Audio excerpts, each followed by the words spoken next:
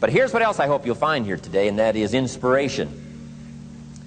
And who knows the mystery of inspiration? Why some people are inspired and some are not?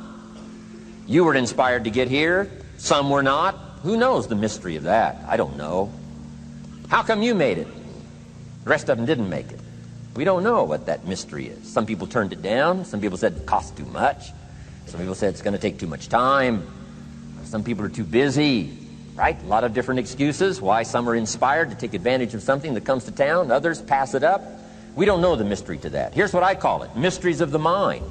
And I just leave it at that. Some things I don't try to figure out. I take the simple approach now, right? Some people do and some people don't. I mean, that's about as profound as my philosophy is. Some buy and some don't buy. Some go for it and some don't. Some change and some don't. And if you've been around for a while, you can usually work out the numbers, right? Out of 10, 3 do, 7 don't. Whatever business you're involved in, pretty soon you got this ratio going.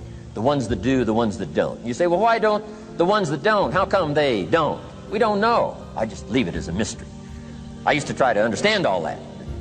I just take the simple approach now. The guy says, this happens to me, this happens to me, this goes wrong for me, and all this stuff goes wrong for me. How come all this stuff happens to me? I say, I don't know, beats me. The best I've been able to figure out is those kind of things always happen to people like you. I mean, right? That's the best I got. I don't know. I'm an amateur on this stuff. What do I know? So, just take the simple approach, right? That's how it is. Who knows? Interesting story says the day the Christian church was started. Now, I'm an amateur on the Bible, but best account I can remember, the day the Christian church was started, a magnificent sermon was preached. Great presentation. And if you're a student at all of good communication, it was one of the classic presentations of all times. The sermon, the first day the Christian church was started. And it said this sermon, this presentation, was given to a multitude, meaning a lot of people. But it was interesting, as the account gives us, the record, it says, when the sermon was finished, there was a variety of reaction to the same sermon. Isn't that fascinating? I find it fascinating. It said some that heard this presentation were perplexed. And I read the presentation, sounded pretty straightforward to me. Said, why would somebody be perplexed with a good, sincere, straightforward presentation?